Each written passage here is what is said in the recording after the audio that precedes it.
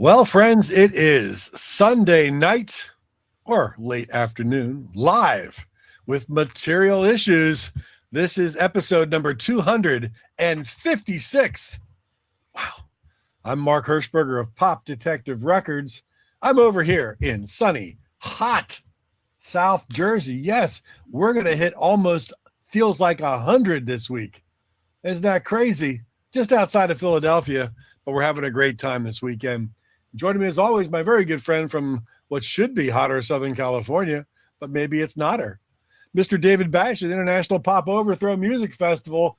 David, you're gearing up for IPO Liverpool coming up soon. How you doing? And not just Liverpool, but Stockholm and for the first time ever, Glasgow. Stockholm, so, Glasgow. At this point, just trying to dot the I's and cross the T's and just have a few things to wind up, to wrap up, I should say, and getting Liverpool prepared. There's more for the other two, but, we'll take care of those. Some before we leave, others on the road, as usual.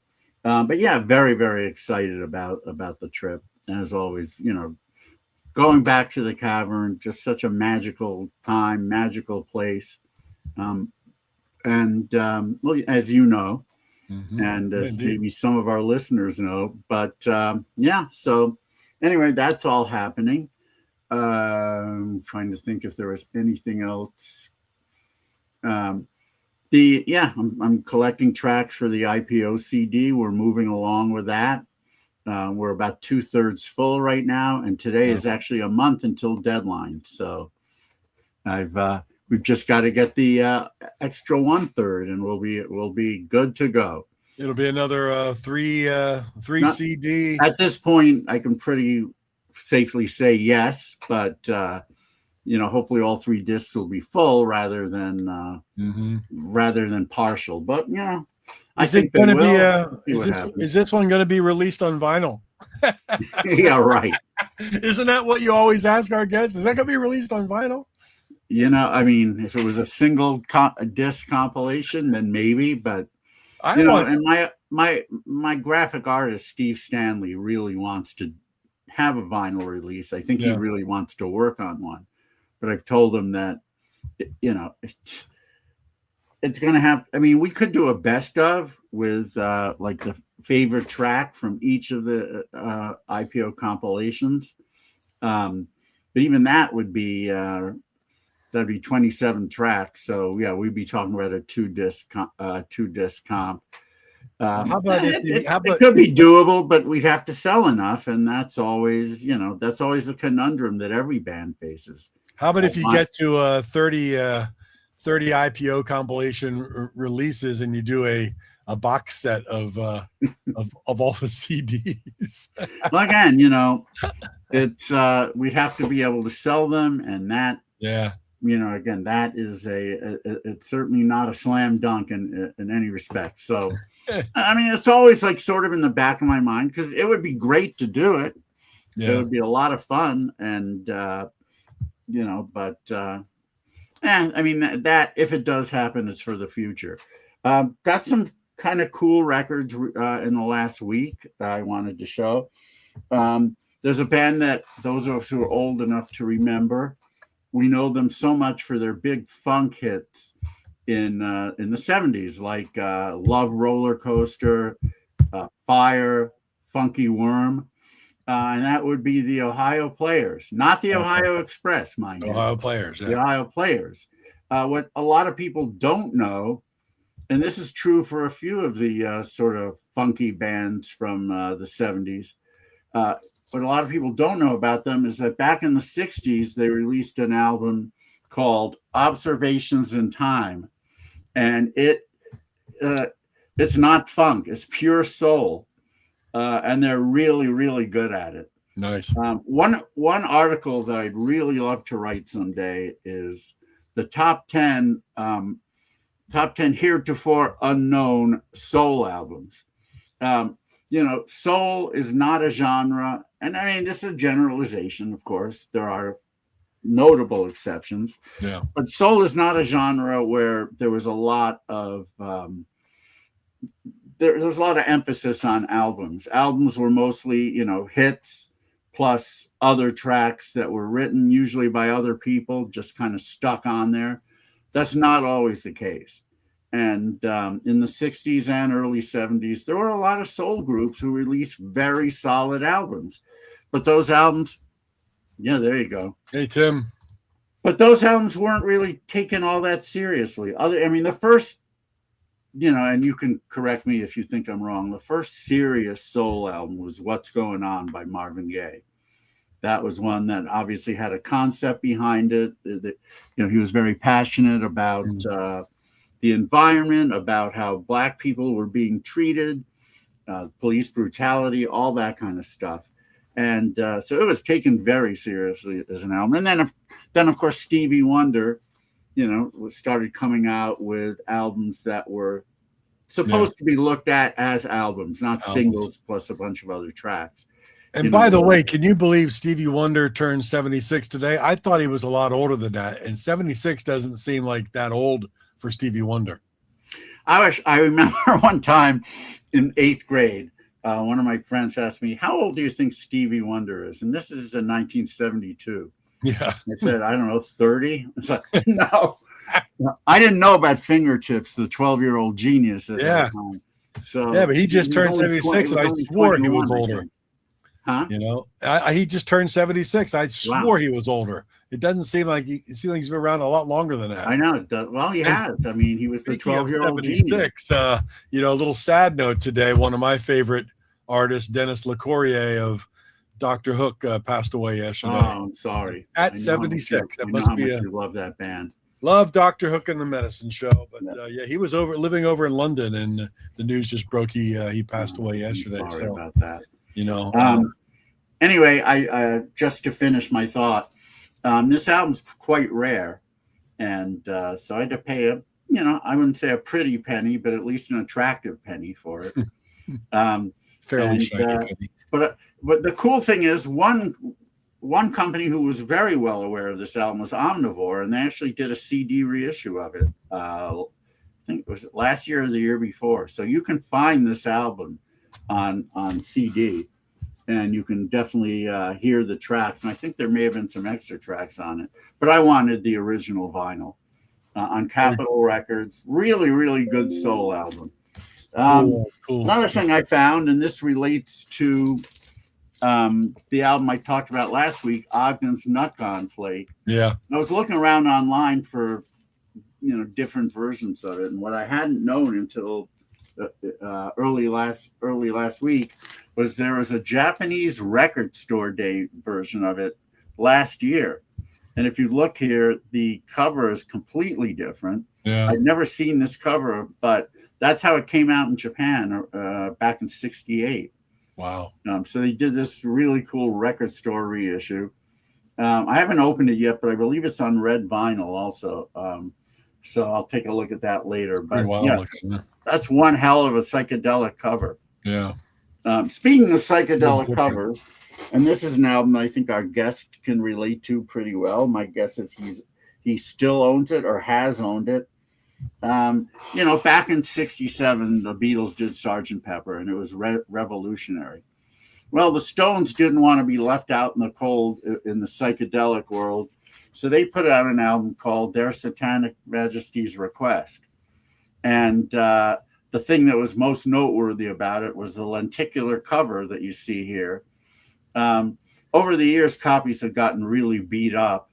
I had only a stereo version, but my local record store, Freak Beat, had a mono version as well, which is much rarer, especially in this kind of condition. I mean, this isn't mint, but it's really good, and the record looks great, and it sounds really good in mono. Also, it's a pure dedicated mono mix, and this is an album that a lot of it's definitely polarizing among Stones fans. It's not.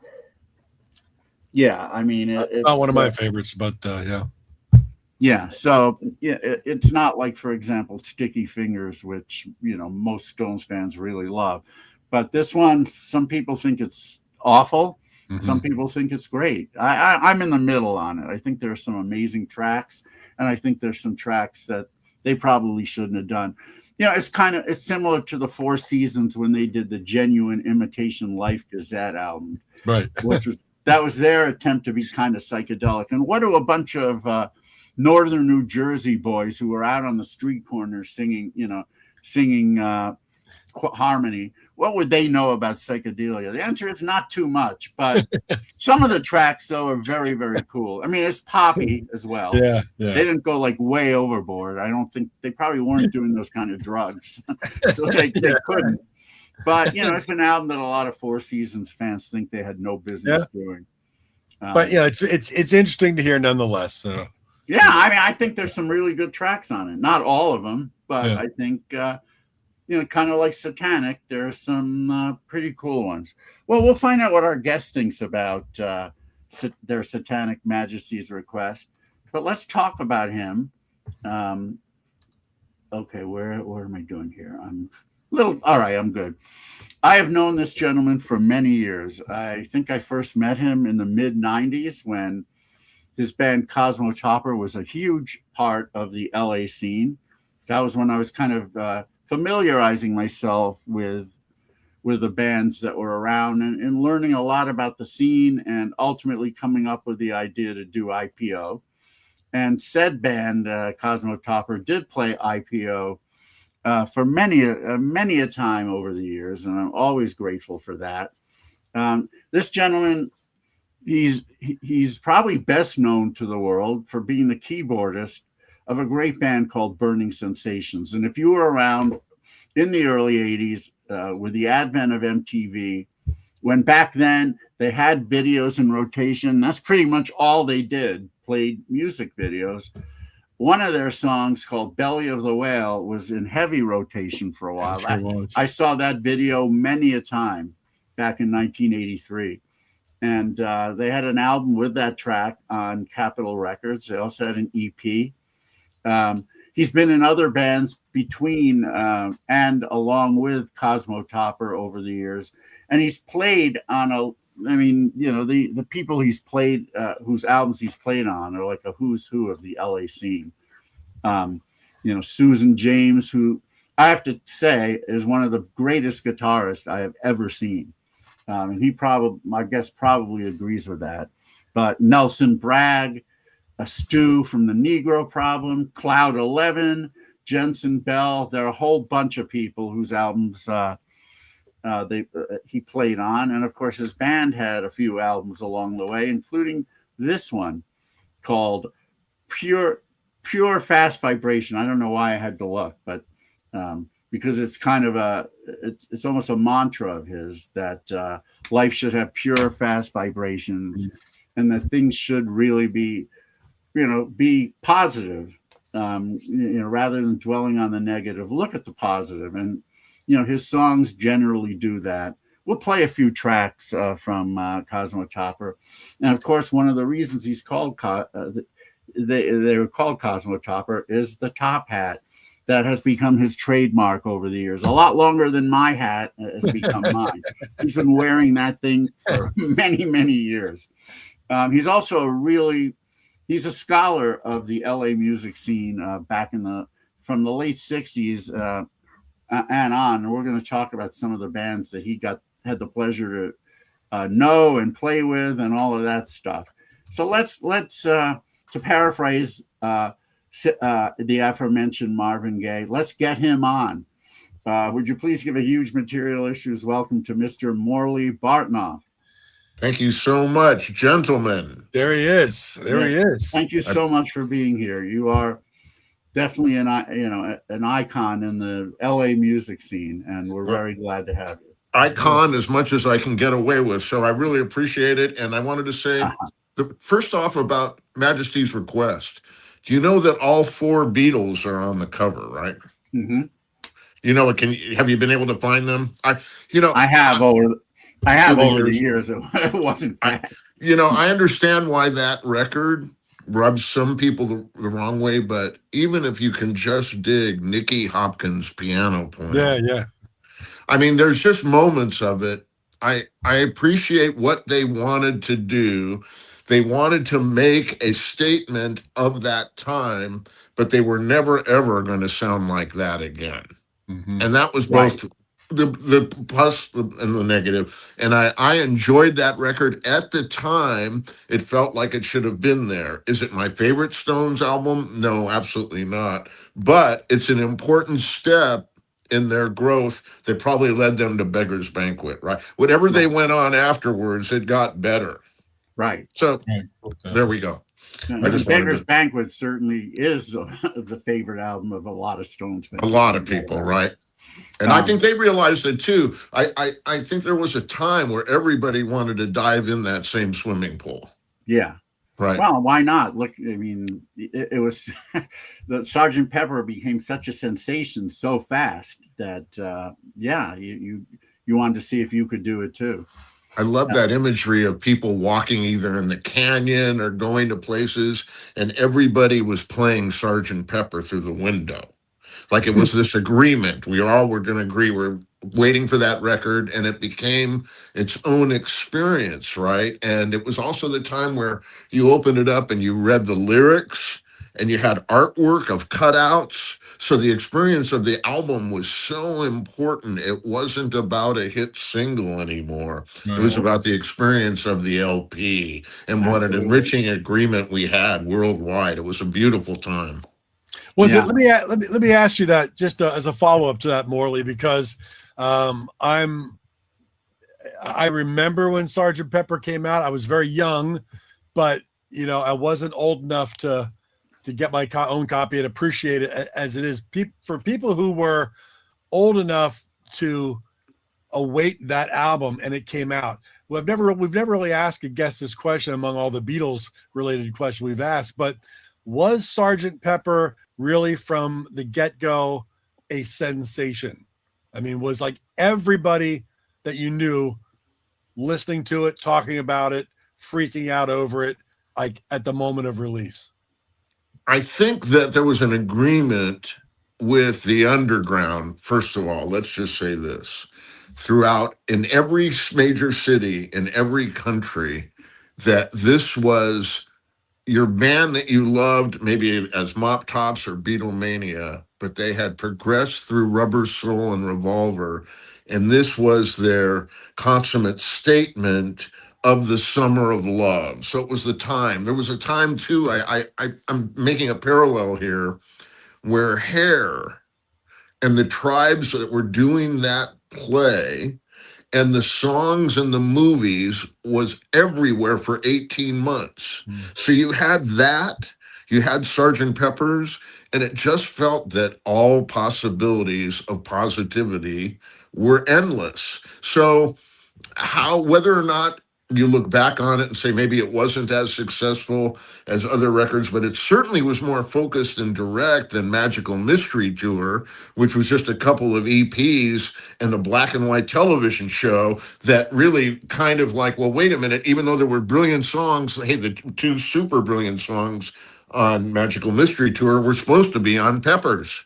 Mm-hmm. Yes. So if you put all that together, if you take Walrus and Strawberry Fields, and then you put Sergeant Pepper in alignment, then I would say yes, that impact of that record. I mean, we talk about Brian Wilson and Good Vibrations, what an impact that record had worldwide, right? It was massive. And I think the same way, you have to look at the overall appreciation of what Sergeant Pepper, and I would include Walrus and Strawberry Fields as being part of that time. So it felt extremely important. That's what I would say. Well, I'll say this: none other than Johnny Rivers sang in Submarine. Everybody kept on playing Sergeant Pepper's Lonely Hearts Club Band. I think that's so synchronistic you said that, and I'm going to tell you why. Because when I was in 10th grade at Clark High School in Vegas, we had a talent show in front of the entire school. And I played an instrumental version of Summer Rain. My mother had given me a microphone that I put into a spinet piano for the entire school at Clark. And in the middle, during that line, Sergeant Pepper's Lonely Hearts Club Band, I took a Jerry Lee Lewis piano solo. And at the end of the song, the entire school stood up. And I realized at that moment, this is what I want to do. Wow. All right, so you were born and raised in Vegas, not L.A. Well, I was born in Inglewood, California. Oh, okay. And my dad moved to Las Vegas to do advertising for a classical radio station, which was my first exposure to what that magic was of going to a station and seeing records played and realizing, wait a minute, this is how people hear music. This is what radio is. Like, it was classical, it wasn't rock and roll. But that left such an impression on me. I thought, you know what? One day I want to do this. I want to somehow be part of an excitement where a needle goes on a record and people get to hear you. And that's eventually what I did. Yeah. And we talk a lot to guests who were obviously around and influenced so much with an album, a vinyl, everything about side A, side B, the lyrics, the graphics, and then being so influenced that that's what you wanted to do. And of course, the visual of the Beatles on Ed Sullivan, but not only Ed Sullivan, but a lot of the 60s variety shows that, that had all these artists on there. You saw it, you heard it, you played it. It was a physical thing. I feel really bad for young people today because I don't think that kind of organic, like, I got to do this, it kind of exists today. And it's a whole different thing. And I think not for the better. And it's a weird way to look at it, but I think what you're saying is really interesting. If you think about the fact, I know this band Geese about a few months ago were going through blowback that they were manipulating. Were they a site? Were they being a market plant, and how they became successful and popular? And what I kept thinking about when I was hearing this blowback, because they became really big, really fast in a modern way, is that when the two young girls went into Brian Epstein's shop and started screaming about this band, and he listened and he thought, you know what, I can do something with this. He bought 10,000 copies of Love Me Do, and that triggered what became Beatlemania. And that, in the same way, is that excitement of marketing, of hearing things on the radio. Not sure, we didn't have it on our phone 24/7, right? No. You had to either wait for the TV show, wait for the magazine, or wait for the record to come in your store. You had to get up and get out and purchase it. And that was part of that excitement that we all got to experience if you're in and around Greg Lake. No, if you're in and around my age. Well, Greg Lake is a Wonderment song, by the way. Yes, exactly. Thank you. And if you read the magazines or the newspapers and you got this 45 or whatnot, and then that band came to your town or close to your town, and you went and saw it live and saw the craziness of everybody enjoying it, that's where a lot of people would say, "This is what I want to do." I love everything about this. And we've talked the last few episodes lamenting the fact that so many smaller venues where a lot of the young bands would come through town and you could go see them and get excited about it. They've gone by the wayside. And that's another side of the business that is not allowing people to see and feel and experience that kind of thing. So Right. And also, prices were so reasonable to go see 2 or 3 bands. Now, granted, money meant different things back then, but sure. But you used to be able to go see 2 and 3 major bands that could change your life in one evening. That used to happen for not a lot of money. Yeah. Now, was it, so you said, when you played that, the instrumental Summer Rain, that's when you realized this is what I want to do. Did you move to LA for that purpose, or did you come? It's another really great question. I'll tell you why, because I really got involved in the theater department, both at Clark High and then at UNLV. I was like writing some music for the theater, and then I would have small acting bits too. They would cast me in kind of quirky roles. It was a Judy Bailey theater, beautiful new theater. It was 500 seats. There was a little theater where we did Firesign Theater Bozos, but the big theater, I did about a half a dozen plays, and one of them was Jesus Christ Superstar. Whoa. And in the middle of that show, I played piano, And one afternoon, the singer-songwriter that had just signed to Capitol, Maxine Sellers, who was on Folkways and Bluesways, she was kind of a folk blues artist. Yeah. She came backstage after the show and said, Morley, I need a piano player.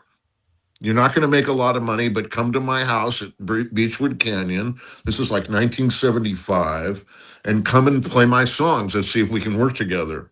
So right after the play closed, I went to her house at Beechwood Canyon. We played for about an hour and a half. She said, "You're going to be my keyboard player."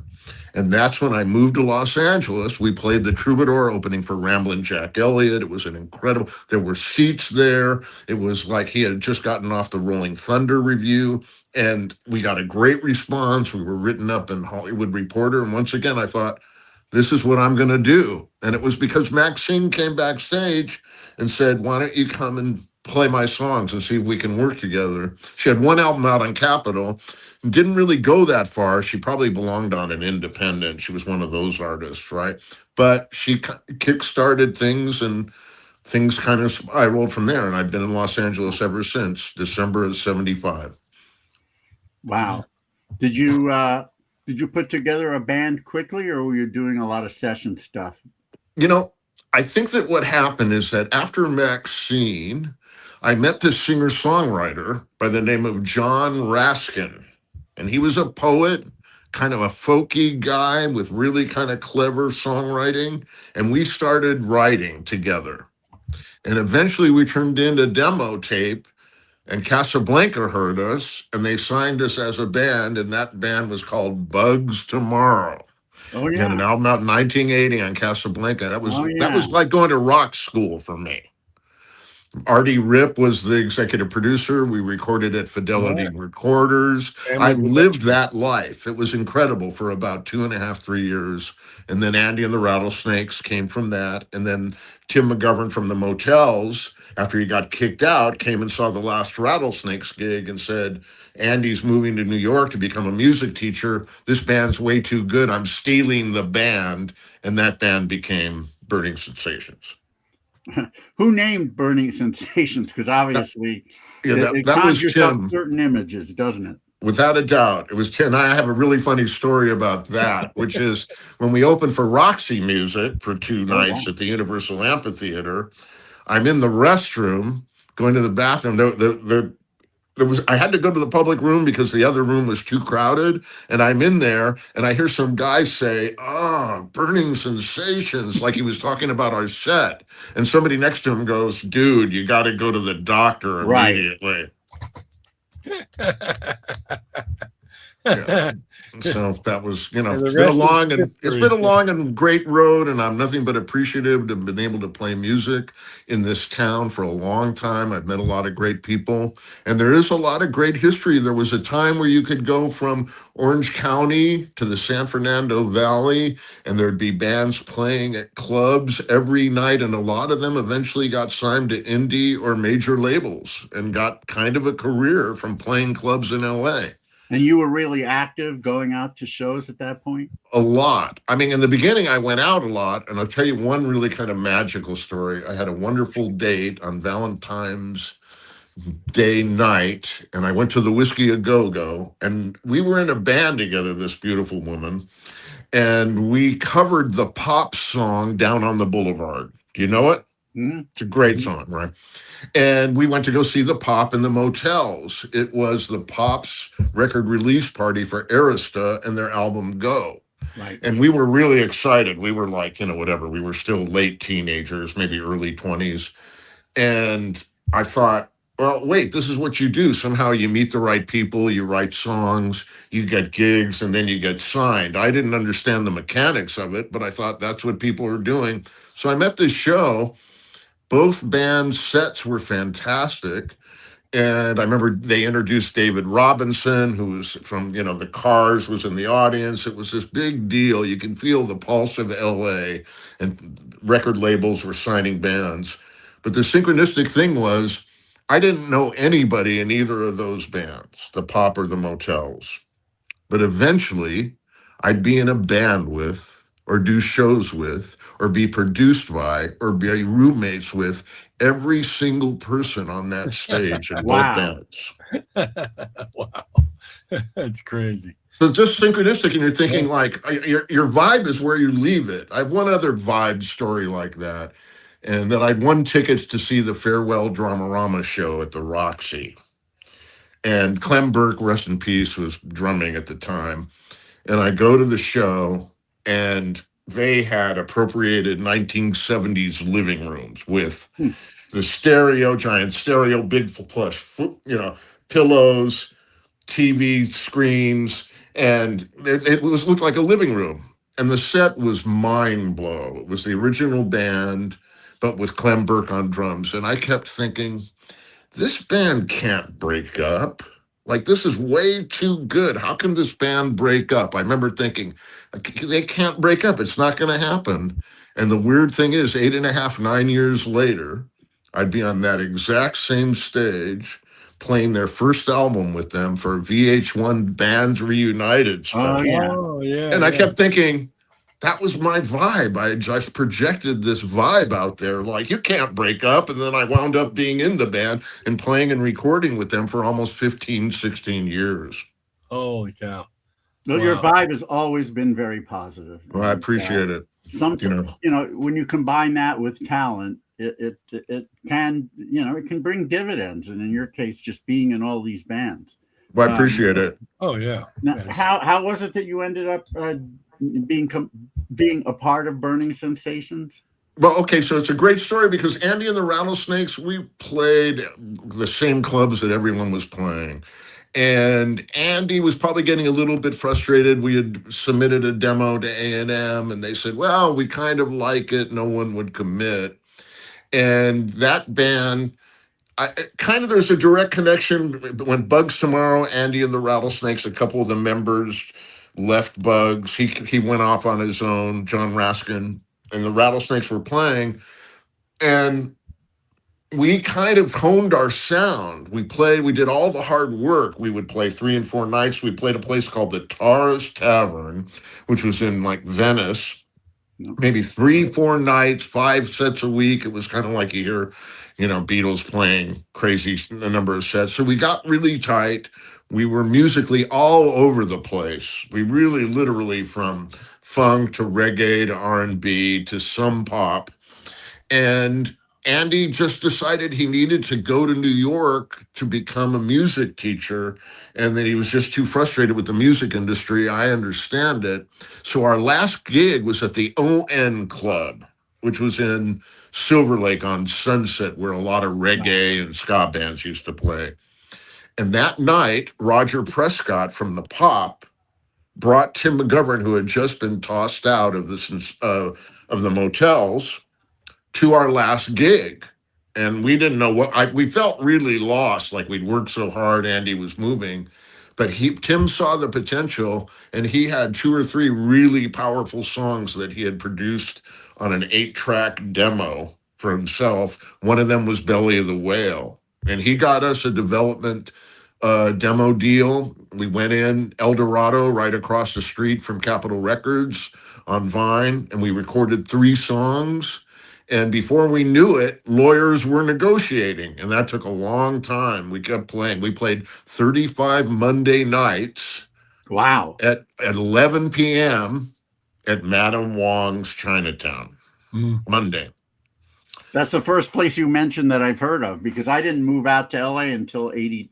Well, I moved to Orange County in 82 and really wasn't even part of the LA scene until the mid 90s. So a lot of the places you mentioned were long Sure, gone. exactly. And the thing with Wong's was, and I really appreciate George and Esther, because they always, Michelle Meyer, whoever was there, Paul Greenstein, they always made sure that sometimes that my bands somehow had a gig. We weren't really making any money, but we had a place to showcase, and labels came to see us. At one point, every label came to see Burning Sensations. There was one of those buzzes that had it. And they really showed up to say, well, why can't we sign them? Because they may not be commercial enough. And luckily, Capitol saw the potential of Belly and took a chance. And, you know, I had a really great time. We sold out the Hollywood Palace.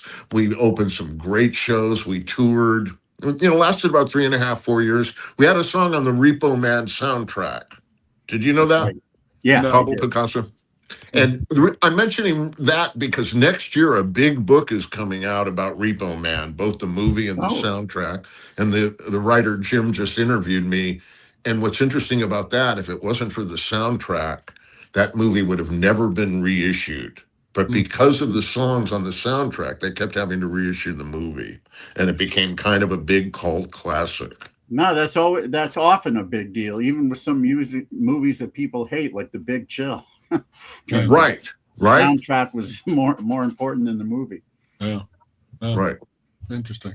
So, all right. So again, so you've got the deal with Capitol. The album's out. Meanwhile, MTV happens a little bit before that.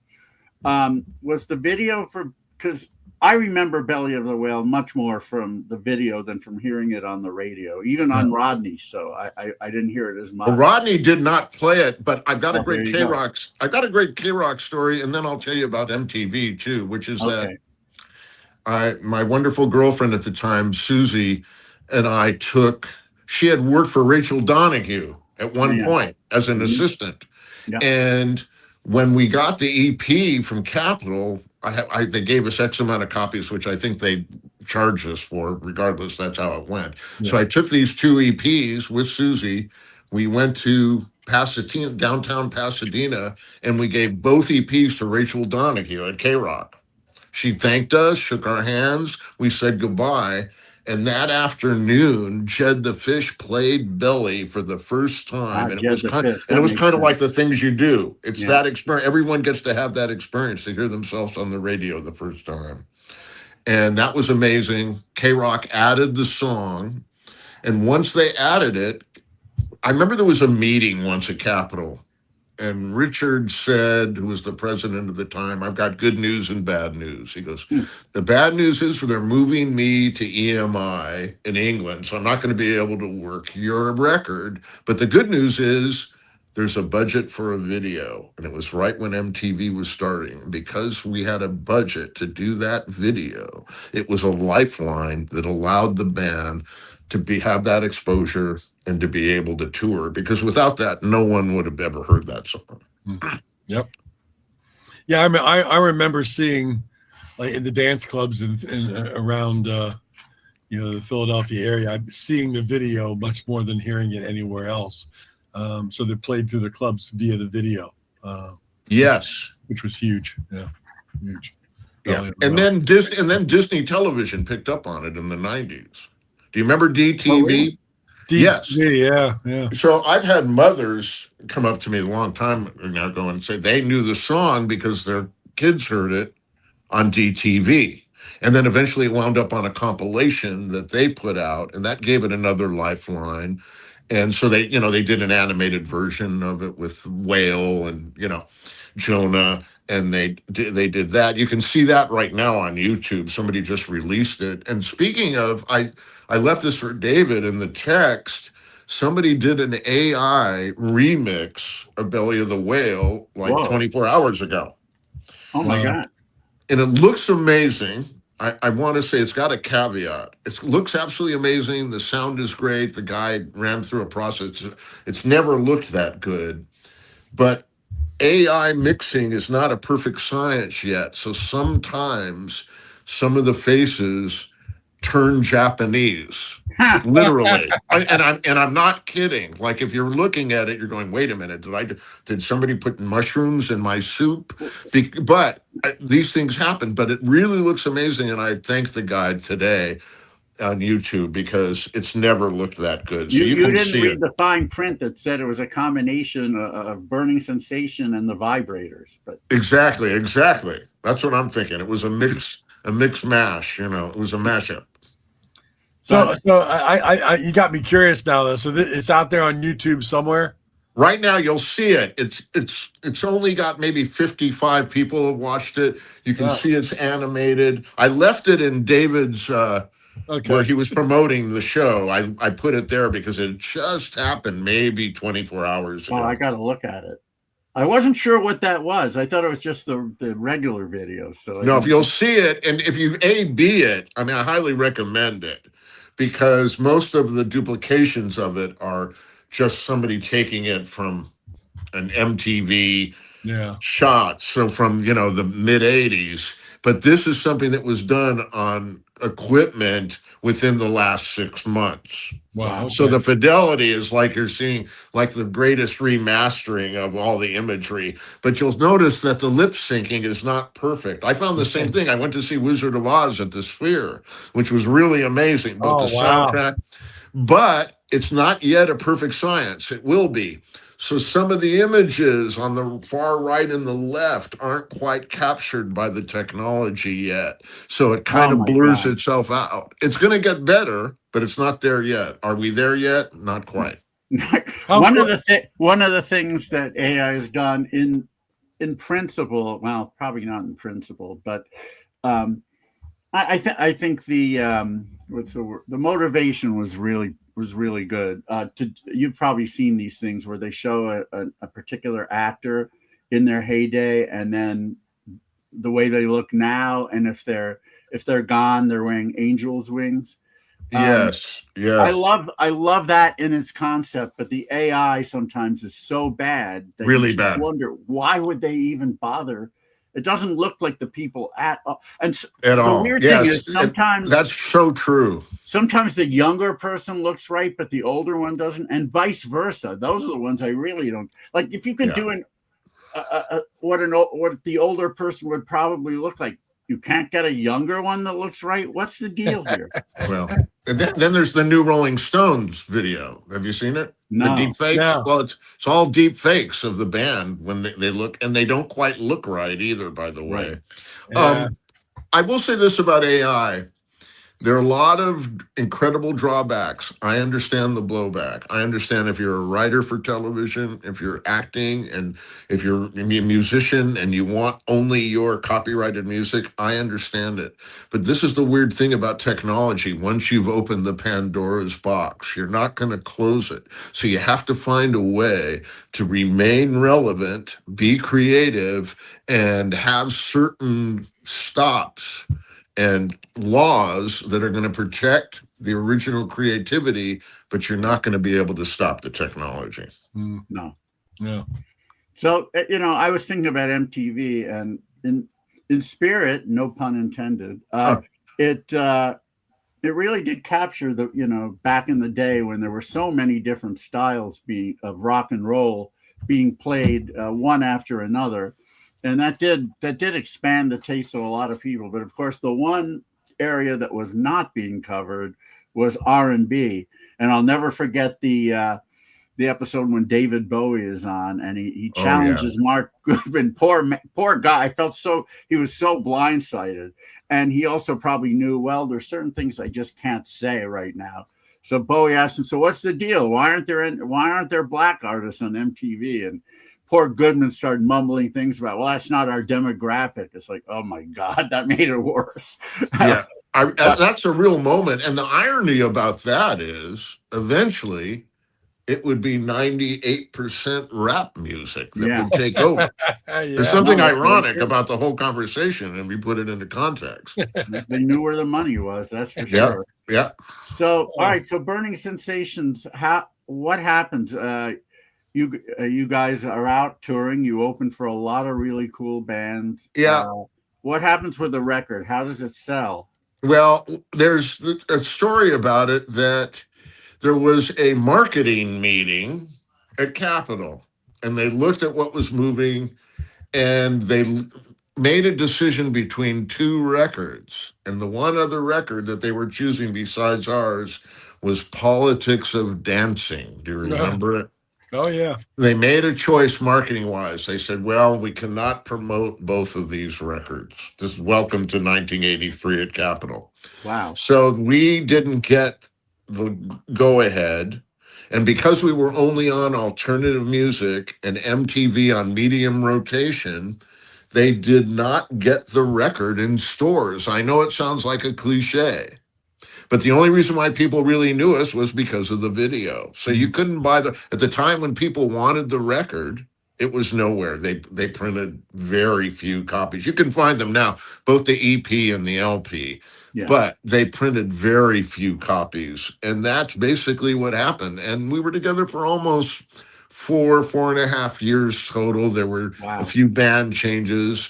And, and we went on to do other things. I'm really lucky because, in a way, John Easdale and Chris Carter, they kind of threw me a lifeline, because not only did I get to work with Dramarama and had that great experience, but the song For the Time Being, which is on Pure Fast Vibrations, which you mentioned, wound up in the closing credits of The Mayor of the Sunset Strip. Yeah. And so that was another great little thing that occurred from the sequence of Burning Sensations, knowing people in Dramarama. When I saw the movie, I noticed that, and I was really happy for you. This particular IPO CD shows up for about a second and a half. They show they show Chris Carter's console. I love that's that. One of the CDs on it. Oh, that's really nice of them to do that. It was nice. It was really kind of a time. And what I really like about having songs on the IPO CDs is that they go into the database. So the reason why Sirius XM or radio stations can play it, because they have a database official copy of the songs that come out on real record labels. And that's how I've been able to get some airplay thanks to IPO CDs. So thank you very much. Well, thank you as well for being part of it. I appreciate that's very gratifying. I'm sure there are other stories out there that I just am not aware of. And so every time I hear one, it's like, that's really wonderful. So what happens with Burning Sensations? Do you guys break up? Does Tim say, I'm done? How does it work?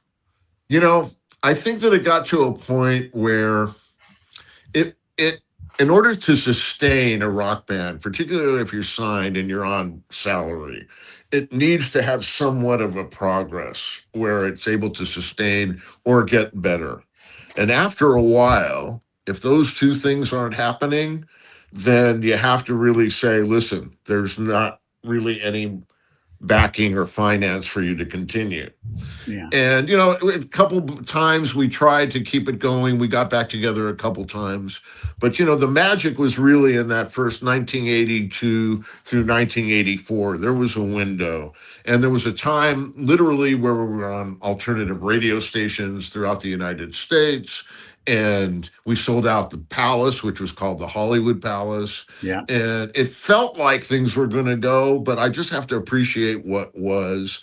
And then it went on to other things. I started playing my own band, Daisy Chain. I played with this band, Talkback, which wound up in Pretty in Pink, the soundtrack. And, I did a few things. And then really the great thing that I was able to do, besides working on Cosmo Topper, was my great experience playing with my friends in Dramarama. I had a great time with them for almost a decade and a half. That is wonderful that you got to do that. And, John Easdale is somebody who I've always really liked. What a nice man. Incredible. One of the great people. Not just because he's a rock guy, he's just a human being. Yeah. So I'm trying to remember. I know I saw Daisy Chain at least once, right at the beginning of when I became immersed into all of this. Is that the band that had, what's Diana's last name? Diana Faust, yes. Yes.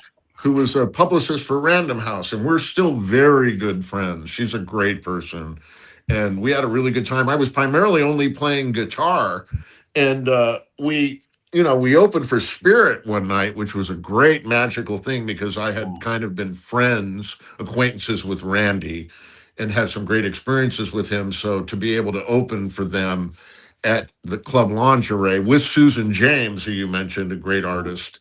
It was a great triple bill. It was kind of like, well, this is your dream. Welcome to it. It was Susan, Daisy Chain, and Spirit on a Saturday night at Club Lingerie. It was just one of those nights you're thinking, wow, this can happen. That is incredible. And you had pretty much worshipped Spirit for so many years. Well, I worked is probably not the true statement. I knew Randy because we just kind of connected, had some great conversations. We hung out sometimes. He was kind of a mentor. And the great story is I was underage playing a club in Las Vegas called the Fog Cutter. I was probably 17, maybe, yes. And he walked in and we were doing Whoa. funk covers, and I recognized him. And after the set, he came up to me and said, if we can find a recording studio open, I want you to play on my record. So we Wow. called from a payphone 3 studios outside. No one would open Sunday morning at 8 a.m. That was not going to happen. It wasn't going to happen. So, but we made this connection. And a few years later, that album, by the way, was Captain Cofter and the I was going to ask. Twirly It Birds. probably Yeah. wasn't going to be a Spirit Yeah. album, but yeah. Okay. Captain Cock, yeah, right. Exactly. Which I, of course, I obsessed on when it came out. I was thinking, I was almost on this record. Sure, kid. Go sit back. But a few years later, Burning Sensations playing at Wong's upstairs west, and Randy comes to the gig. And he said, come here, let's talk. He goes, you realize you were almost on that record. And the drummer on 3 or 4 of those songs is Tim McGovern. And now you're in a band with him years later. And he started singing It's a Small World After All from Disney. So, I always say this, there are millions of bands in the world, but when you're in one, there are only 6 and they all know each other. Good one. I get that. Yeah, I mean, yeah, I never met Randy California. I was a fan of Spirit, and also he was a nice Jewish boy. And so, yes, Randy his Wolf, real by name the way. being Wolf, yeah. Yes. Most people know the story, and correct me if I'm wrong, but he and another Randy were touring with Jimi Hendrix as guitarist, and Hendrix couldn't remember their last names. But he knew where they were from. So he said, okay, you're Randy, Texas. You're Randy, California. Is that correct? I've heard that correct too. And maybe you know this too, but Randy's mom, and I think there's a connection to that great folk club that was on Melrose that they opened up in Santa Monica for a while. I'm dropping the name, but I'll think of it. It was a very famous folk club. And Randy's mom called him because he was 16 and said, you need to come home and finish high school. So he had to leave Jimi Hendrix's band to come home. Can you imagine this? No, wow. And of course it became Spirit, so I'm sure. But he always honored Jimmy in all his shows, all the solo shows. He'd always play 1 or 2 Hendrix covers. Oh, that's really cool. Yeah. I'll tell you one thing that really shocked me. I know him mostly the pictures on the early Spirit album covers, where he's this pretty skinny guy. And I'm looking on YouTube, and I don't know how, I was thinking about this, their probably best known song, either that or Nature's Way, which would be I Got a Line on You. Sure. And I see this video from 1984. I couldn't believe it. He was jacked up. I mean, he had to have been like at the gym all the time. Yeah. I mean, he wasn't fat. He was just like, oh my God, he was totally muscular. Buff. I mean, he's showing he off was his buff chest and everything. That was so odd. But I think by the time he tragically passed, and I just want people to know how it happened, his son was drowning, and he ended up saving his son, but losing his own life. Yeah, that's the story. That's what I've heard many times. It's interesting because the music lives on. Even some of those Mercury records, which hell yeah, really interesting, and he covers his version of Like a Rolling Stone is really unique. He's just had an incredible musical mind. And they were a great band because there were 3 jazzbos in that band, because you had John Locke's piano playing, and you had the stepdad who could play jazz. Yeah. They were literally a legitimate jazz psychedelic rock band, but not in a way of like, oh, we're just going to pretend. That's who they were. No, that's very true. This story always warms my own heart. But when I first went away to college, I hadn't really been away from home very long, and I was in a hotel with my parents the night before college was going to start. This was at Syracuse University, and I was just feeling so nervous and just so terrified. But I thought, let me try and find something on the radio that will sound good. And I happened upon the Syracuse University radio station. And it was on that station that I heard and I knew who Spirit was, but I hadn't heard the Mercury albums. They played Farther Along, and Sure. that song really made me feel good. I fell in love Great. with it totally immediately. Among other things, I also played Somewhere I've Never Traveled by Ambrosia. And That's a great song. I love that That's album. a great so album. And I think I heard More Than a Feeling for the first time. Uh-huh. I'd read about the song, but hadn't heard it. And I was like, oh my God, this is amazing. So that helped me get through the night without just wetting myself. Right. But yeah. Yeah. So I think you were alluding to the Ash Grove before, right? Yes, thank you so much. And, you know, I mention it because I played one night at the Ash Grove. I sat in. I got a great story. I got too many. But here's one. This is on the pier in Santa Monica, and it was for Arthur Lee.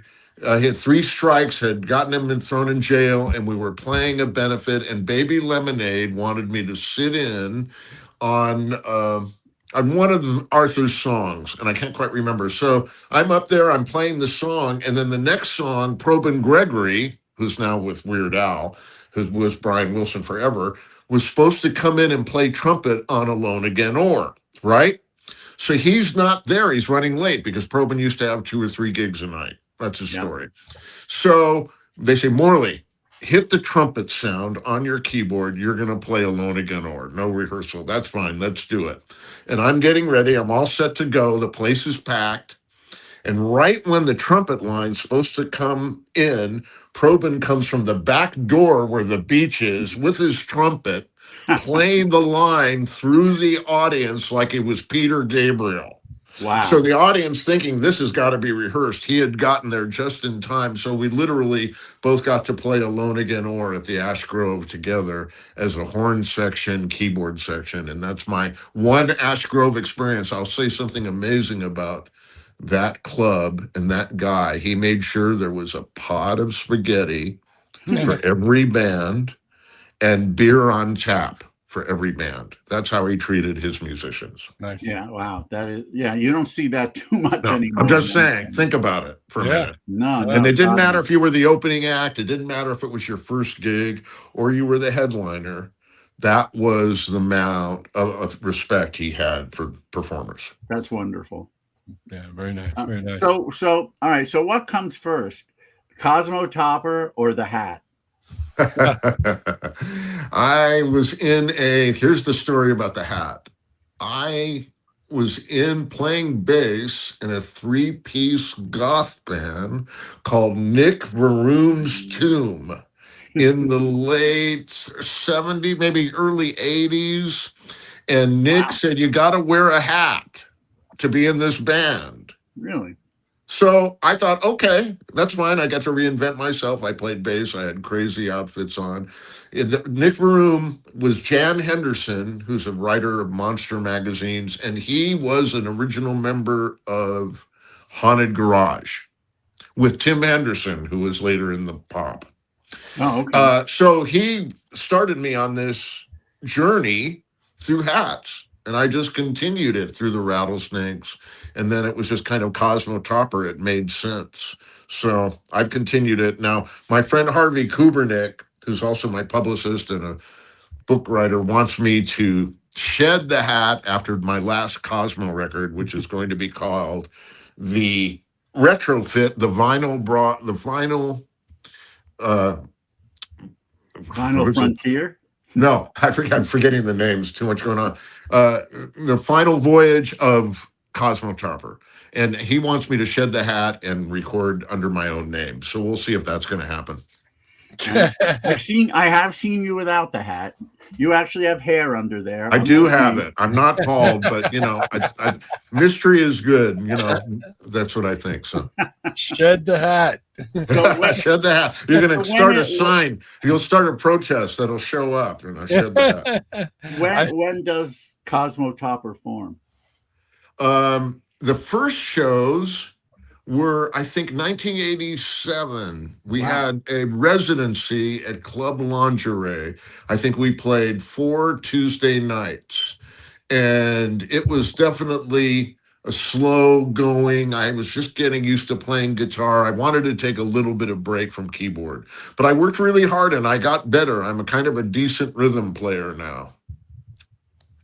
And that was the story, 1987. And we played Wong's and played Club Lingerie, and then we played Third Thursday, which I know you know all about, David, at Highland Grounds. Topper. Yes, loved it.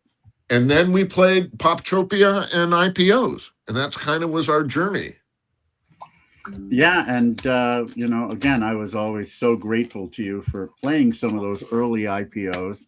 A lot of fun. And around the time this album comes out, around 2000 or so? Yes. Originally it was 2000, 2001, and then we reissued it, remastered it in 2022. Oh, okay.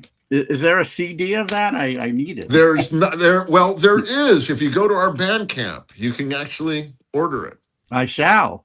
It's running across the bottom of the screen right now, everybody. Yeah. Bandcamp. I appreciate it. CosmoTopper.com. Yes. I appreciate it. Yeah, sure. And then, now I'm recording right now with Mark Engler to Dramarama. We're doing a couple new Cosmo tracks and a few surprise cover tunes. And, the story continues.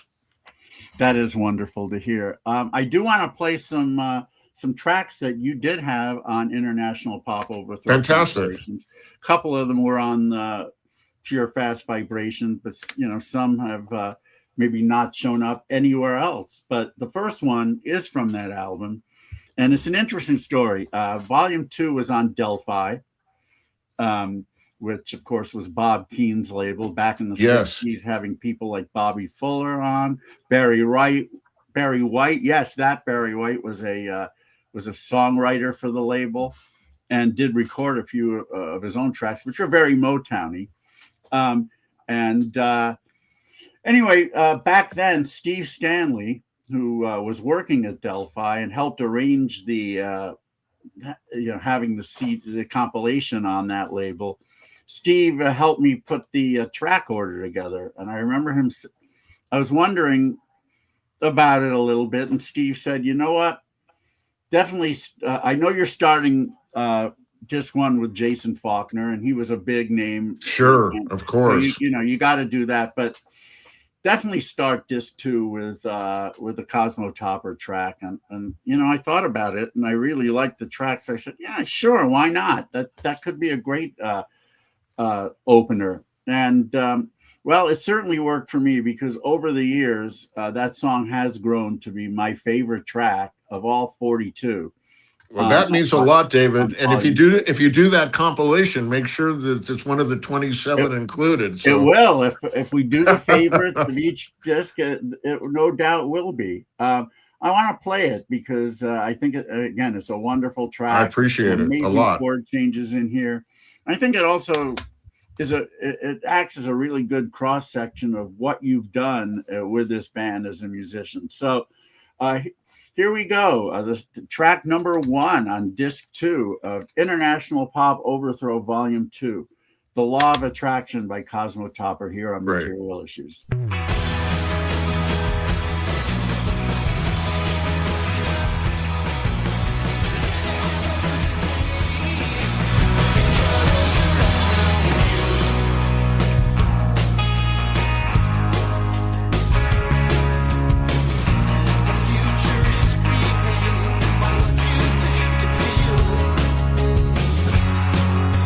See this law of attraction.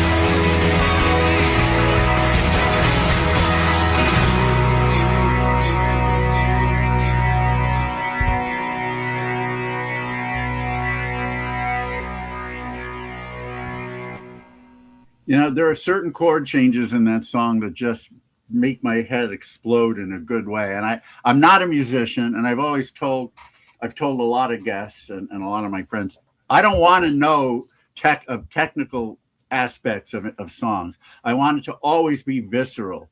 Maybe after the fact, I can look and I can say, well, I like it because of this. I don't want to know, well, I used A, C, minor seventh. I want to know nothing about that. But I just want to say that some of the chord changes in that song just. I appreciate it. I want to say one thing, maybe two quick things about that song, which is I knew there was something about it. I'd been giving a particular DJ on K-Rock for a long time, music from other people that I thought he would like, and they would get airplay. And when I wrote that song, I felt strong enough about it, and I gave it to him, and he actually called me up and said, it's about time. So I knew that something had happened. I was so inspired by the fact that they started playing that song that I wrote for the time being. So there was a 1-2 punch. But my other really kind of cool thing that happened with Law of Attraction was one night there was a rumor that Paul McCartney was going to be a special guest of John Bryan at Largo across from Canners. So my dear friend Diana Faust and I went because we thought, well, we'll enjoy John Bryan, who I was already a big appreciator of, and we'll see if Macca really shows up. Because he had all these special guests all the time, Michael Stipe. You never knew who was going to be John's special guest. So we get a pretty good table. We're right kind of close to the stage, and we're waiting for the show to start. And here comes John up to the stage, and he stops at our table and turns to me and says, that Law of Attraction song is great, and went up on stage to play his set. And I just thought it was just one of those moments that you're just thinking, oh, good, that's a sign. Somebody else agrees. It's a cool song. It's a sign that pointed to yes. Yeah, all signs point to yes. Yeah, all signs point to the Yes album, really, if you want to take it a step further. Again, separation in and around Greg Lake, of course. Exactly. Stealing from the roundabout line. In a roundabout way, yes. So another. Oh, well, I should ask you first. Who's in the band at this time? Do you remember? Oh, yes. So Joel was the producer, Joel Bell, who had a band called Mrs. God. He produced it in a loft across the street from Al's Bar. And the drummer, I'm trying to remember his name, but he was playing with the guy I'm really kind of spacing it, but really it was Joel and I and a drummer played everything on that track, and then Diana Faust came and sang the harmony with me. I was going to ask who so Heidi Rodwald isn't singing with you at this point? No, I would have loved for that to happen. I mean, the only time that Stu and Heidi actually sang with me is during Third Thursday. We covered a Counting Crows song, Long December, and they came and did harmonies. That's the one time. Now, I'm on 2 or 3 of Stu's records, but that's the only time I've had the pleasure of having Heidi and Stu sing on something I did. Heidi, for those who don't know, Heidi and Stu were part of a band. Well, they were the main members of a band called the Negro Problem. And obviously, I don't think that that name would fly today. And even then, there was some raised eyebrows. But I asked Stu, I said, how did you come up with the name? And he said, well, one day we were all together. We were just shouting out names, and somebody, he didn't remember who, said, how about the Negro Problem? And everybody laughed. So he said, that's our name. It should be said that some of those songs that were controversial because of that name went on to be in Passing Strange, which won a Tony. So Stu eventually won a Tony for his outrageousness and some of his ideas, I think, and was nominated for 7, by the way. Yeah, no, he's made a career for himself. Incredible. Doing stuff in New York with plays and everything. Yeah.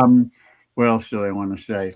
All right, so let's go to another track on the IPO CD that I really like, and I wonder if this track was inspired at all by your Vegas roots, because this woman it was certainly known to play Vegas many times, and it's a song "Hey Ann Margaret," which is another one of yours that I really love.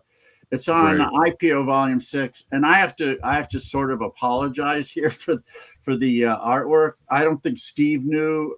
It was Ruby Rubens who said, David, do you know that these are Nazis here? I said, I had no idea.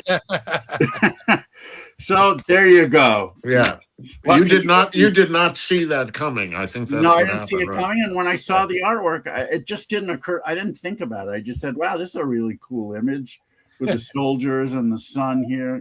Okay, whatever. But still was a great comp. One of my favorites of all the compilations. And this is a 3-disc set, but this particular track was on disc 1, track 6. So it was way up there. And so was this song inspired by your being brought up in Vegas, or were you just a fan? Viva Las Vegas was a really big, important movie in going to see it at the Huntridge Theater, and both UNLV and the convention center during the motorcycle scene. So my whole life is kind of a little bit representative in that actual movie.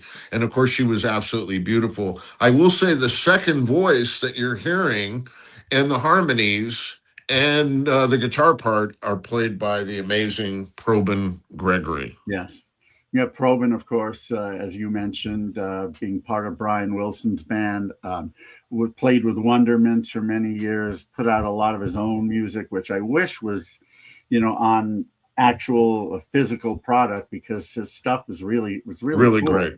Yeah. But yeah, he's played with just about everybody. I mean, even he's played with bands at IPO. He's been great. Well, anyway, this is a really fun. If I interject, I just texted my daughter Leah, who works for Disney, and Weird Al's coming like in a week or something to the Epcot stage, and she was telling me, I'm working the show. So I just texted. I said, I'm online now with Morley, who played with Probin Gregory, who's been in everything, and he's in Weird Al's band. Big time. He's a multi-instrumentalist, and even during one of the songs, he's sweeping the floor during the Nirvana parody. So get ready for that, by the way. No, he's one of a kind for sure. Well, she's funny because she's young enough not to really know who Weird Al is. Yes. She now knows, but that's how great, though. That's cool. It's very cool. Anyway, let's play Hey Ann Margaret by Cosmo Topper on IPO Volume 6 and on Material Issues.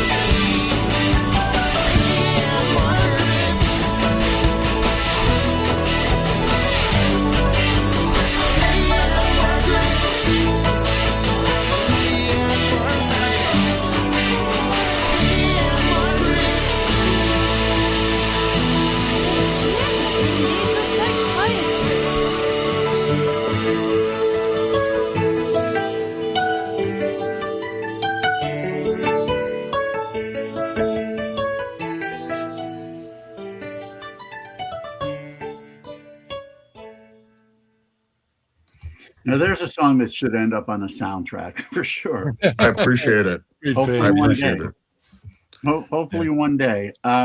It's funny. I think about Elvis Presley and all the women he dated, and I remember reading in one of his books, he used to call his penis Little Elvis.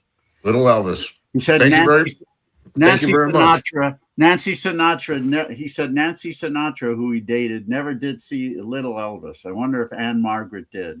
Yeah, I have a feeling that was the case. But I have a feeling it was the case too. you know, And of course- just trying to keep abreast of Elvis's love life is, Oh, something I'm pun quite intended. fondled of, by the way. There you go. Good one. Now, listen, gentlemen, I'm really want to say a couple things. I really appreciate you taking the time and doing this. I have a couple things I kind of need to do. Do you have any last things you want to get into? And then I want to say thank you so much. All right, And well, David, I I was want going to play another track, but I won't. What I do want to get into yes, is you mentioned earlier that the next album is going to be the last Cosmo Topper album. That's it is. a disappointment. Yeah, well, I appreciate that. I think that in order to reinvent and try to do something completely different, I wanted to have a little bit of an end game. And so I'm announcing it as the vinyl Bon Voyage of Cosmo Topper. And, maybe it'll be volume 1, but I really kind of want to do some really different things that may not fit into that name. And so, but I really greatly appreciate it. I think that the final release will be on vinyl, cassette, CD, and streaming, and there'll be different versions of the lengths of songs on different formats. That's how we're going to do it. Very cool. Oh, good. Well, I'm glad that there'll be all these different options for people to buy. Yes, there'll be enough where people say, "Oh my gosh, when is he leaving?" But that's okay. Hopefully not for a long time. I Well, we appreciate played- that, David. Played a couple Cosmo Topper tracks. Bandcamp.cosmotopper.com is running across the bottom for all your all your music needs. Go visit it. Support this great artist, and we really appreciate you being on here, Morley. Thank you both so much. I have really had a blast, and I'm going to find this on YouTube, and I'm going to share it with a whole bunch of people. That's Materialissues.com. Thank you so much, Morley. Thank you, David. And one last thing, I want to make sure I get our track in for the next IPO comp. Do we need to do that sooner than later? Well, the deadline is June 17th, but obviously the sooner the better. But Got it. But you've got till the 17th if you need it. Okay. Yeah, well, check your mail, as they say on Burning Sensations EP, track 1, side 1. Will do. Thank you so much. Thank you so much, gentlemen. Have a Appreciate great it. one, Morley. Cheers. Bye-bye. All right, Nice. that was fun, as I knew it would be. Indeed. He's, he's and you can see he's such a positive guy, and he had, he's looked at everything, the highs and the lows, in a really healthy perspective. He's not been bitter about. He's really not bitter about anything about the way things went with any of the bands that he was in, and that's very healthy. It's life, as he kind of alluded to. You put yourself out there. You do what you love. You play the music, and things just happen, and you roll with it. It's good or bad, up or down. Everybody likes him, Tim. That's one of the things that if you really would sum up Morley in one word, he's just very likable. Yeah, very indeed. pleasant. Always has been. Yeah, indeed. That was a lot of fun. And of course, he's been around for quite some time. I had to revisit the Burning Sensations video. It's a great track. I love that opening little muffled crunchy guitar. That was very classic of the time. It's a fun video. It's not in my wheelhouse. Calypso is not in my wheelhouse, but that video, video really made it.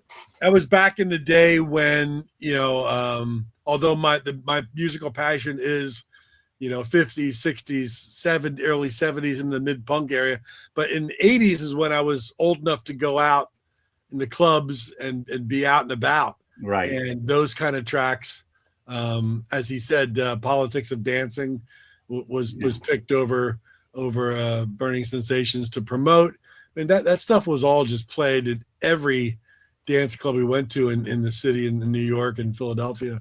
all the time. So that's kind of where it brings back good memories for me. This is all, man. But feel like Jonah in the belly of the whale. Yeah. No, it's very catchy. I mean, It is. I mean, like Joe Boxers and Roman Holiday and all that kind of stuff, you know. Oh, I like Just Got Lucky quite a bit. Yeah, just got lucky. Let's click some fingers, everybody. I'm not great Sunday show with Morley Bartnoff, Burning Sensations, and Cosmo Topper, and many other things. So good get. I loved it. That was great. Good. I just heard two things, David. I just heard, I was reading on Jim Slade with Nixon's Head. They're working on a project right now, which is going to be all soul covers. Wow. Yeah. Yeah, I missed Jim.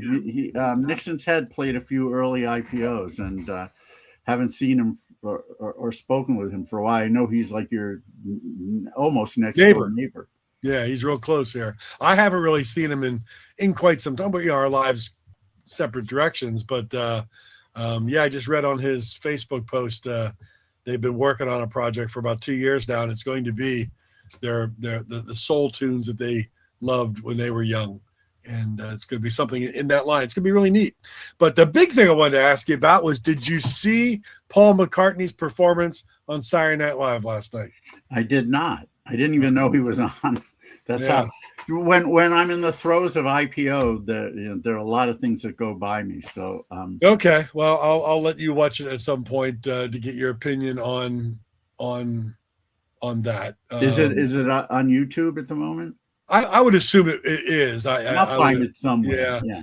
He played his new track. I forget the name of it, but it's an acoustic. Right.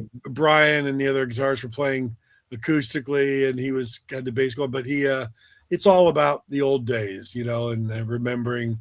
It's a really good, nice. No, I forget. Stupidly, I forget the name too. But I did think it was one of his better tracks in a while. Yeah. I mean, you know, I'm certainly not going to pretend that his voice is what it was. Well, that was my question for you, because he then played the second. Paul's website put both performances. But Tim, I heard that Paul's website, because if you listen to the show, he really struggled on Band on the Run vocally, and then even at the end when he went over, it allowed him to play Coming Up, and as the show faded out. His voice was, it was rough. And well, there are some notes in that song that I can't imagine. They said on his website, it sounds a lot better because they obviously fix things in post-production on his website. But I love Paul, you know, and everybody who says don't knock him for his voice. I'm not knocking him. He's a legend. Be glad that he's still doing it. I agree with all that. But it's getting tough. He's 84 years old, and some of those high notes. The funny part was, it's not funny, but his drummer, Abe Laboriel Jr., wasn't there. He had a family emergency. They had Chad Smith of the Red Hot Chili Peppers playing drums, but he looks just like Will Ferrell, who was the host of the show. And they had an interplay in the beginning of the show where they said, and ladies and gentlemen, Will Ferrell and Chad Smith came down and acted like he was Will Ferrell to open the show. It was hilarious. And, Will came running in about a minute into the monologue and said, wait, get out of here. I forget who they said that was. She's a known singer, but they brought her in to help with the high harmonies just for Saturday Night Live. Tim, so I'm not sure forget her name, but check it out sometime, David. Maybe we'll have a talk during the Liverpool live session when you're in the cavern. We could talk about Paul McCartney's vocals. Yeah, and actually, the album, McCartney's album, is coming out on the 29th. When I'll be in Liverpool, appropriately enough. I'm curious to see if there'll be a long queue to pick it up. I'm wondering if a store like HMV might open up at midnight at that time, because if it does, after the show we'll just head over there. But obviously I'm going to pick it up. I love the last McCartney thing that I picked up in Liverpool was the Ram box set that came out a bunch of years ago. I think like 14 or 15 years ago.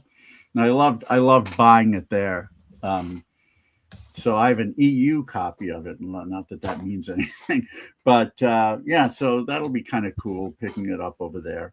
The only other thing that doesn't upset me, it just is what it is. But so this is the season-ending show of Saturday Night Live. Will Ferrell was the host. He was pretty funny throughout the whole show. McCartney is the musical guest. Obviously, it's pretty cool. But the Saturday Night Live studio with the live audience, it's very small. You don't have a lot. You don't have a lot of people in there. And I was reading in Beatle Fan today, the big Beatle news website, that the studio was just packed with a lot of celebrities, and they were listing all these celebs that were in the small audience. And I just get like, well, why should the audience be stacked full of celebrities? Why can't real people who are McCartney fans and have loved him all his career, why can't they be the people in the audience? Why does it have to be only celebrities? Well, I mean, obviously it's good for the show. That's what people want to see. So it attracts more viewers. Well, but you don't know that. You don't see the celebrities in the audience. It was just listing off all these people, and including the Lemon Twigs were there. Oh, they got cool. That's interesting. They got to be in the audience to see. Yeah, I wonder how that happened. I don't know how they got their tickets. I mean, look, it's a bit, when all is said and done, it's a business. That's why McCartney's tickets cost as much as they do. Yeah. And McCartney is all. I mean, from what I understand, he's a very corporate person. I asked Jean Catherall, who was the woman responsible for getting IPO into the cavern, and who knows McCartney because she worked for Liverpool Institute of Performing Arts, and he would come up for graduation day every year to talk to the students. I asked her, do you think if stars aligned correctly, would Paul McCartney ever play IPO, even an unannounced performance? She said, no way. He's not about that. He's only about big things. John Lennon he might have done it, but he'd been in the right mood, and I knew him, and somehow he would be the one Beatle that might have done something like that. But McCartney, no, he's only about things that help keep his fame as great as it is. So there was also a rumor before last week that because there's a vocal duo on his new album with him and Ringo, that Ringo and the two of them would perform together on Saturday Night Live. Didn't happen. Didn't happen. I fortunately, the one time that they did was at that Grammy's 50th anniversary celebration in Hollywood, which I did get to go to. Right. And so I did see Paul and Ringo performing together, which was the only time I've ever seen Paul live. But it wasn't that big a crowd, and I wasn't right up front, far from it, but I was close enough to see things fairly well. So so that was nice. What would your feeling be? Because I thought about this. I had also read about this not too far long ago, but that obviously Ringo and Paul are aging, but they still can both perform. Paul's voice might not be that strong, but he can still play the hell out of the bass, and he's a great performer. And Ringo can drum and do his thing. Wouldn't it be nice if they just went out and did a couple of major cities where the two of them were on stage and they were doing all Beatles stuff one last time? I mean, that would be amazing. If the price not as the Beatles, but as of course not. McCartney and Ringo. Yeah. I mean, that kind of show would certainly, sell major venues. It would be nice again if they could keep the prices low. But that's probably not going to happen. That would be $1,000 ticket easy without even blinking an eye.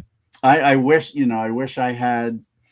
I don't know. I'm one of those people, I guess, who, if I'm going to spend $1,000 on something, I want it to be an actual physical thing. Right. You want to be able to keep it. You want a nice Mont Blanc. You want a nice Right. watch. You want And something. I mean, you know, a lot of people don't feel that way, and you know, maybe one day, maybe when I get older, and you know, especially if I know that my time is coming, at that point, what the hell? Probably, if I have the money, I would spend $1,000 to see McCartney and Ringo, or you know, somebody of that ilk. I just can't do it now. No, but I think if I- there was one ticket the rest of my days that I could see it and spend $1,000, it would probably be a McCartney Ringo, you know, tour. I would spend that. I can't imagine any other artist that I would pay that kind of No, money. I mean, now that Brian Wilson is gone, for Yeah, example. I'm talking of people who I could. couldn't. Right, Yeah. exactly. But Well, you know what? If Fringe Benefit does a reunion show, I might consider. $1,000. There we go. Yeah, there. Anyways, you mentioned Liverpool earlier, and that's where the next Material Issues episode on the 24th will be. It's opening night of IPO Liverpool, and we have to figure out exactly what time. I'm thinking probably 2 or 3 hours earlier than what where we normally are, which would make it 10 o'clock in Liverpool. And so that's probably a pretty good time to do it. But we'll, you know, you and I will talk about this and we'll figure it out. But what we'll do is what we've done the last few years. We'll go live from the Cavern, and we'll interview some of the bands who are playing, or about to play, or have played. We'll show a live performance. We'll take a tour of the Cavern. It's always fun, you know. Hopefully the connection holds up. And I have to remember what happened last year when I accidentally cut off the show was it wouldn't let me. I couldn't do a video of. I couldn't do a video of a band while we're recording. So I had to get out of it somehow, and I have to figure out what I did wrong, and then ultimately what I did right to be able to do this. But we'll figure it all out. We'll play with it. It's Material Issues. We have our Material Issues from time to time, but it always tends to work out. Yeah, I'll do my best not to cut the show off. But we'll let you know and look for David's email on Friday as to exactly what time we're going to do what on Sunday. And I mean, right now I'm kind of thinking that 2 o'clock, 5 o'clock, 10 o'clock would be Pacific, Eastern, and UK time would probably work the best. But yeah, so we'll be doing that. The following week will be the closing night of IPO Liverpool. We'll it'll be a bit redundant to do that. So maybe I'll play some tracks from CDs that I picked up in at IPO. So we'll after the show is done, we'll go back to the hotel and I'll do that. And maybe the same thing the following week at the end of IPO Stockholm, which will be June 7th. Again, maybe we'll try to do something live from the club. That might not be a bad idea because we've never done it from Encore before. So perhaps we'll do that. We'll play that one by ear. But then on the 14th, when Rena and I will be in Inverness, Scotland, trying to find the Loch Ness Monster, we do have a guest. If you do find the Loch Ness Monster, we're probably just going to cancel the guests so we can have live from Loch Ness and say we while found the Nessie. monster is eating me up. Yeah. But no, a band that was briefly on Pop Detective as we worked things out with the Underground Garage at the time, but they ended up being signed by Wicked Cool Records. Larry Kennedy out of Youngstown knows Blue Ash and Deadbeat Poets guys well, but everybody else out of Mechanicsburg, PA, they've had a number of coolest songs in the world on the Underground Garage. It's the Jelly Bricks, all 4 bricks on the show. We should have all 4 bricks, but they're doing well. They recently won a Pennsylvania Musicians Award for their latest track on Wicked Cool. So and they finished with the Underground Garage Cruise. They were on the cruise with many bands, and they'll talk about that, which I think is very cool. So if you're a Jelly Bricks fan, all 4 bricks on the 14th. I'm so happy for those guys. They've done this for a long time. They've nicest guys on the planet. Besides great being people, really they worked so hard at this for so many years. Yeah, I'm glad that it's reaping some major benefits for them now. They deserve it. They're an awesome band. Good stuff. Yeah. So they'll be on the 14th, which is good. And then I'll be back home for the next Material Issues on June 21st. And as I've mentioned before, a few years ago, we had a member of one of the most iconic power pop bands to ever walk the earth. That would be Shoes. And the member we had was Jeff Murphy. Well, on the 21st of June, we will have a second member of Shoes, Gary Klebe. And one of the reasons we're going to have him on is he has a brand new album called Out Loud on their label Black Vinyl. And I have my own opinion about the record, which I think is very solid, but I've read reviews that have said that, it's taking up where Shoes left off. So it's been getting a lot of good press, and I'm really, really glad because, it's a good record and Gary's a really cool guy. So we'll play tracks from Out Loud when we have him on the 21st. Very cool. Yeah. On the 28th, we've never had a club owner as a guest on Material Issues, but we will on June 28th. He's the owner of Montrose Saloon, the club that we've used for the past 5 years to do IPO Chicago. It's a club that a lot of musicians love.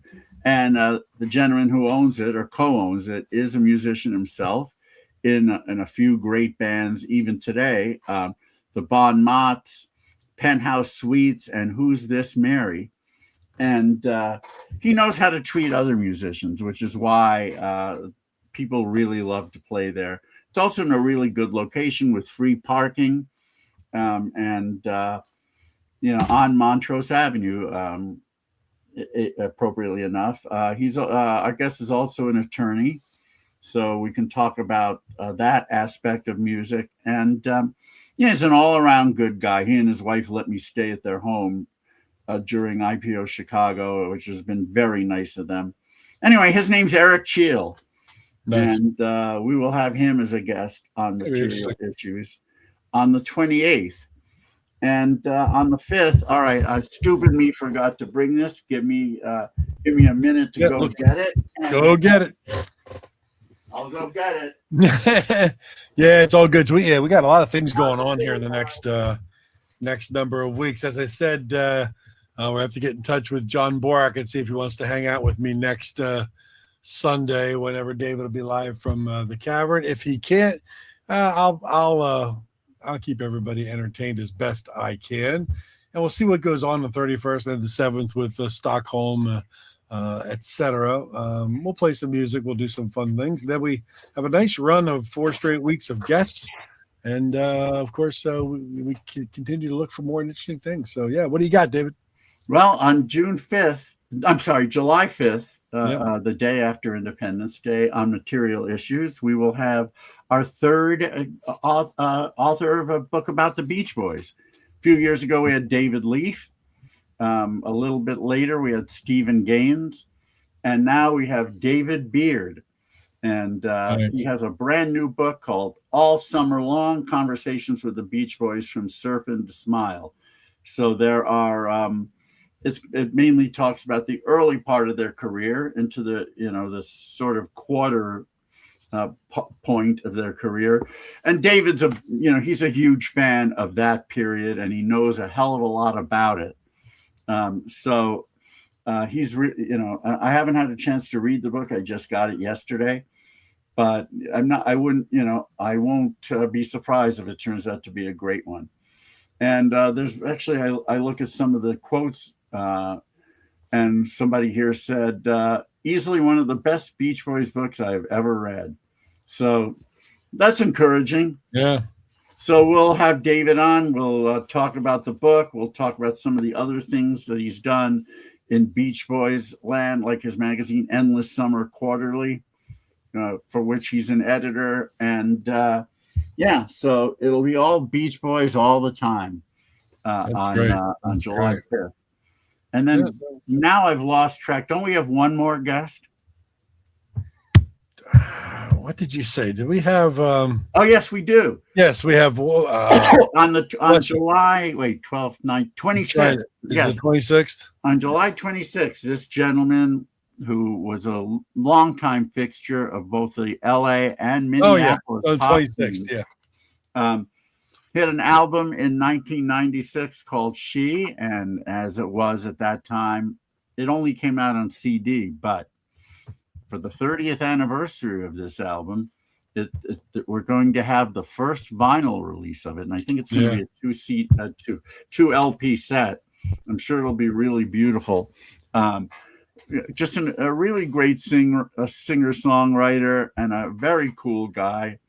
To me, he kind of looks like Ray Davies a little bit, only blonde, or light brown hair, and like I said, excellent musician, great songwriter. Willie Wisely will be our guest on Material Issues. We'll talk about the album. We'll play tracks from it, and we'll talk, of course, about his long and varied career. Indeed, he's played with a lot of people. He's I remember being a big fan right when that album came out, and he came in and played a small club in Philadelphia on his tour, and there must have been like 12 people there, and that's the first time I got to actually talk to him and tell him such a big fan. And of course he did do a couple of nights on the Pop Detective Records road show, and I had the Dolmans and the Jelly Bricks and everybody touring from here to Minneapolis and back. And just a great guy, good friend of mine. So I'm looking forward to that, the 26th. Yeah, indeed. Absolutely. And I think that's where we are right now. So we don't have anybody yet for the 12th or 19th of July, but maybe we'll play music, maybe we'll have guests. Who the hell knows with us? But we always have irons in the fire, and most of them come to fruition, thankfully. So yeah, we might have a Beat the Bash show where we've been discussing of nothing but lyrics, because your brother Joel is just, he's dead set on getting you in one of these Beat the Bashers. Well, he just wants to be competitive, as he said. I know he certainly could beat me when it comes to lyrics. That's not my forte. Yeah, but you know me, I'm not going to make it easy if we're going to go all lyrics. It's going to be interesting. Yeah, don't. I'm sure he would appreciate it. That's good as well. And I really look forward to what you come up with. And I just want to thank you very much for taking the time and effort to come up with Stump the Bash and Beat the Bash and different variations of the format. And it's so much fun. It's an absolute pleasure. I enjoy it. If I didn't enjoy it, I wouldn't do it. So it's right. Yeah, it's really good. But yeah, guys, we got stuff booked from now all the way to July 26th. And of course, there's always going to be more stuff coming down the road. So materialissues.com, go there, subscribe on YouTube, subscribe on Facebook group, tell your friends, and look at now, after this show finishes, 256 episodes in the archive. That's 2 to the 8th power, ladies. 2 to the 8th power, as David pointed out earlier today. Yeah, he did his math, and it's correct.